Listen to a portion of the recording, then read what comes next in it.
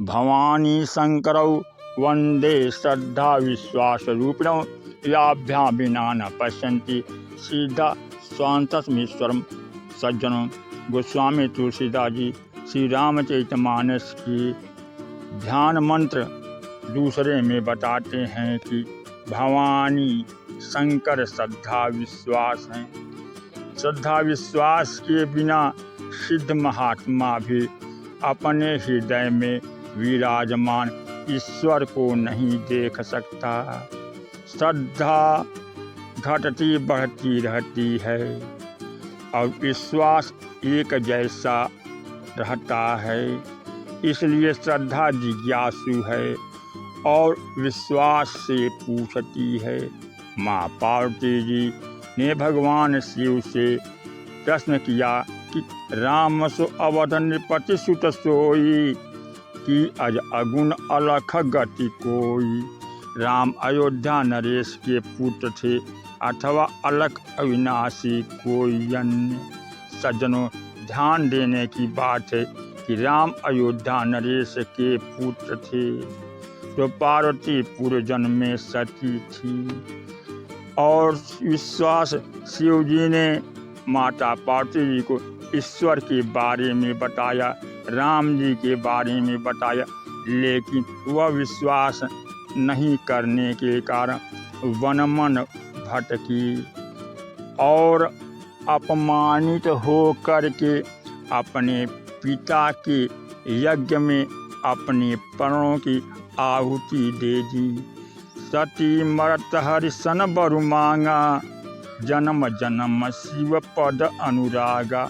मरते समय भी शिव जी के अनुराग जाही, तेहि कारण हिमगृह जाही जन्मी पार्वती तनु पाई। और हिमगृह के घर में जन्मी और पार्वती नाम पड़ा। शंकर जी के साथ विवाह हो जाने के पास माँ पार्वती को पूर्व जन्म की याद थी, इसलिए वह पूछी कि रामस अवध नृपति सुत सोई कि अज अगुण अलख गति कोई। राम अयोध्या नरेश के पुत्र थे अथवा अलख अविनाशी कोई अन्य। शंकर जी नाराज हो गए। वे कहने लगे, कहीं सुनहि अस अधम नर ग्रसेज मोह पिशाच। पाखंडी हरिपद विमुख जान नहीं झूठ न साच। हे पार्वती, तुमने जो प्रश्न किया कि राम कौन, ऐसा नरगल निकृष्ट प्रश्न तो कोई अधम मनुष्य ही कर सकता है जिसे मोह रूपी पिशाच ने ग्रस्त रखा है। जो पाखंडी है, हरिपद से विमुख है, वहीं ऐसा प्रश्न कर सकता है।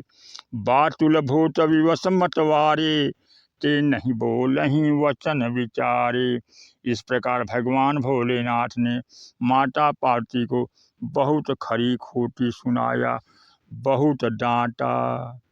भगवान शंकर हम मनुष्य को बताना चाहते हैं कि इस शंका जो करे, धर्म विधान को जो न माने, उसे जरूर डांटना चाहिए, क्योंकि हरिहर निंदा सुने जो काना होई पाप गोघात समाना।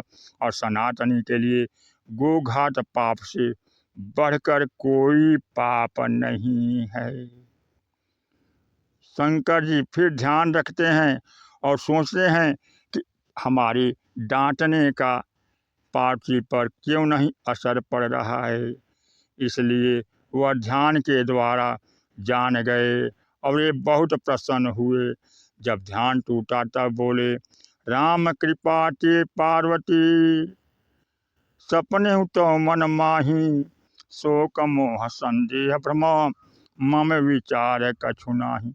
हे पार्वती, भगवान की असीम अनुकंपा से तुम्हारे मन में न शोक है, न संदेह है, न भ्रम है। तुम्हें तो शंका है ही नहीं, किंतु तुमने जो पूछा है संसार हित में है, लोक कल्याण के लिए है। इसलिए सुनो कि भगवान हैं कैसे। आदि अंत को जा सुन पावा, मति अनुरूप निगम अस गावा।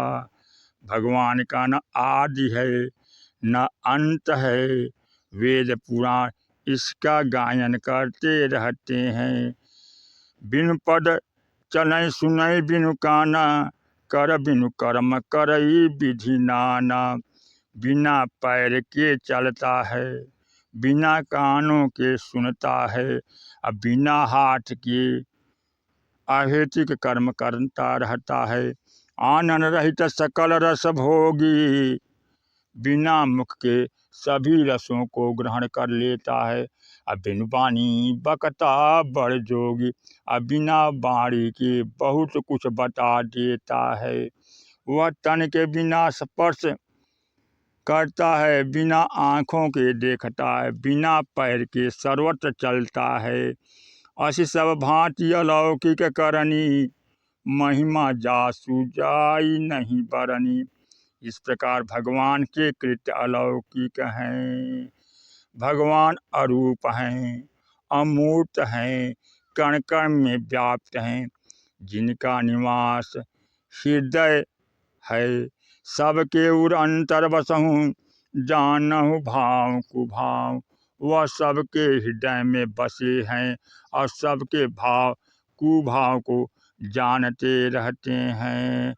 गीता भी यही कहती है कि आत्मा अविनाशी है, सर्वज्ञ है, किंतु काला गोरा हल्का भारी, जन्म और आयु परमात्मा में ऐसा कुछ नहीं है।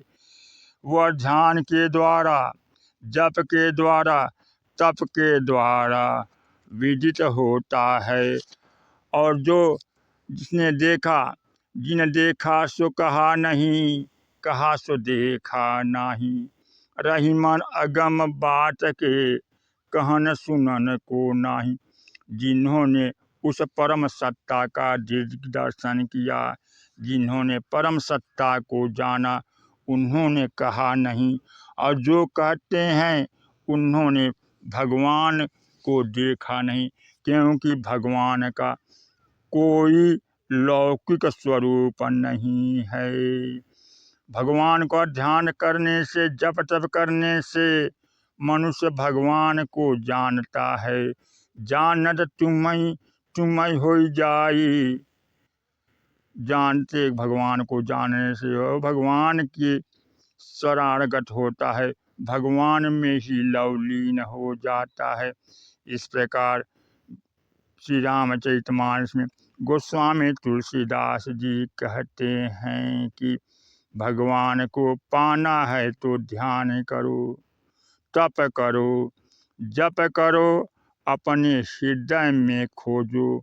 ईश्वर परमात्मा हृदय में ही विराजमान हैं। बोलिए सियावर रामचंद्र की जय, पवन सुत हनुमान की जय।